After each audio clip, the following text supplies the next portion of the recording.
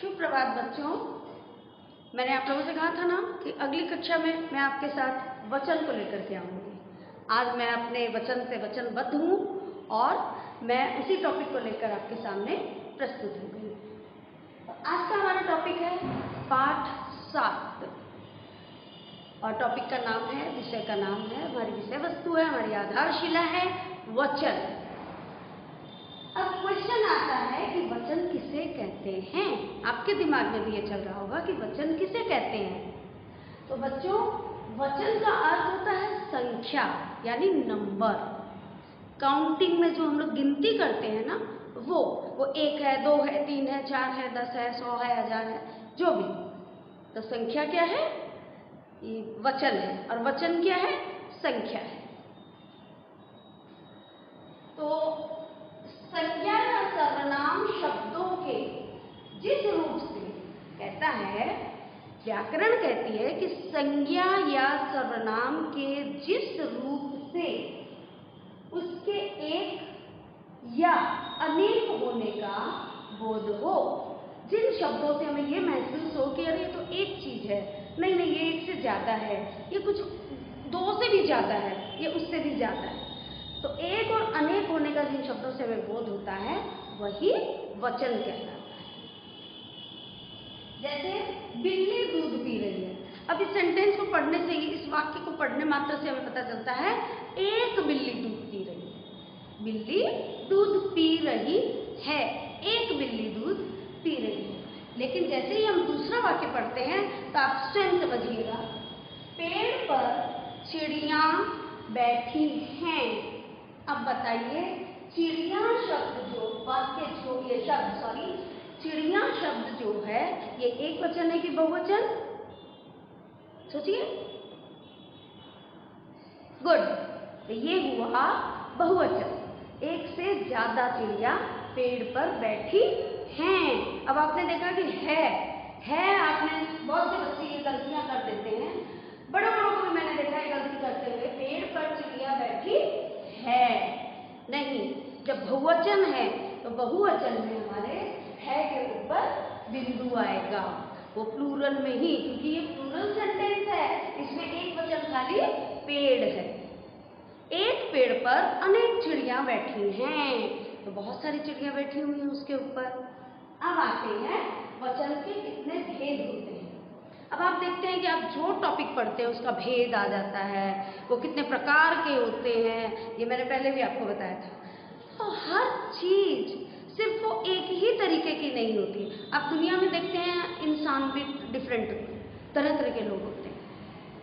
एक ही घर के लोग अलग अलग नेचर के होते हैं, सबका स्वभाव अलग होता है, रूप रंग अलग होता है, पहनावा अलग होता है, फिर अलग अलग, फिर उसके प्रकार आ गए। इसी तरह आप देखिए, फिर वचन में भी अब पूछ रहा है कि इसके कितने भेद होते हैं, और अब आपको इसको बताना है तो उदाहरण भी देना है।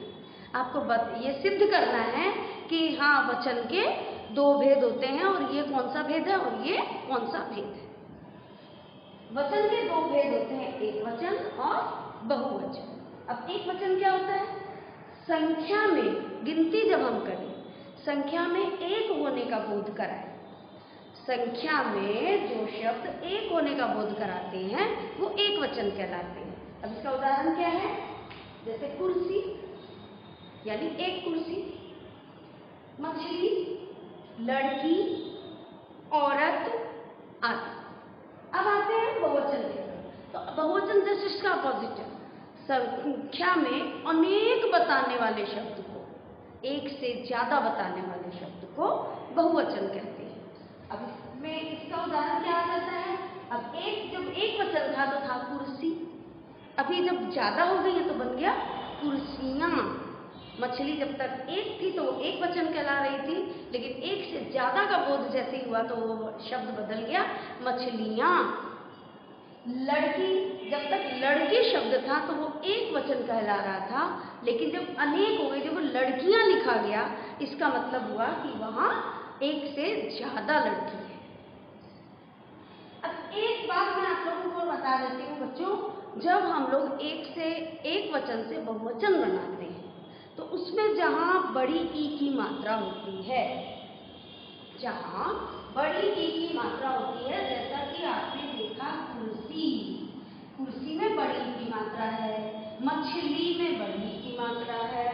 लड़की में बड़ी ई की मात्रा है, लेकिन जब ये बहुवचन बन जाते हैं, जब ये शब्द बहुवचन के रूप में प्रयोग किए जाते हैं, तो इनकी मात्रा चेंज हो करके छोटी ई की मात्रा बन जाती है।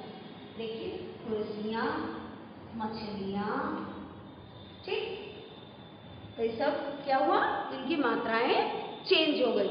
जब भी आप एक वचन से बहुवचन बताएं और यदि बड़ी ई की मात्रा लास्ट में आती है तो आप उसे चेंज करके छोटी ई की बना करके या, ए, ये सब तब प्रयोग कीजिए। हमेशा बड़ी ई की मात्रा छोटी ई में प्रयुक्त हो जाती है।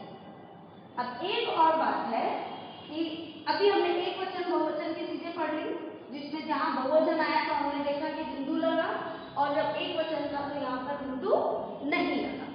लेकिन अब एक क्वेश्चन उठता है कि बहुत से ऐसे वाक्य होते हैं जिनके अंत में बिंदु लगा होता है। अब आप कहेंगे कि वहां तो माताजी खाना बना रही हैं, अब इसे बिंदु क्यों लगा? तो बच्चों, माँ जो है वो हमारे लिए आदर है, हम उनका आदर करते हैं, वो सम्मानित हैं, हमारी पूजनीय हैं, हम उनसे तू तड़ाका से बात नहीं कर सकते। इसलिए जहाँ आदर देने के लिए, जब हम किसी को सम्मान देते हैं, आदर देते हैं, तो आदर सूचक शब्दों का प्रयोग किया जाता है। तो आदर देने के लिए यदि एक वचन भी रहे, एक व्यक्ति भी है, तो उसका प्रयोग बहुवचन की तरह किया जाता है।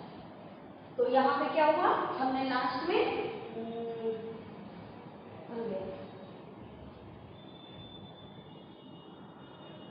हाँ, जैसे माताजी खाना बना रही हैं। अब क्योंकि हमने माता के आगे जी लगाया है, जी तो एक सम्मानित है ना।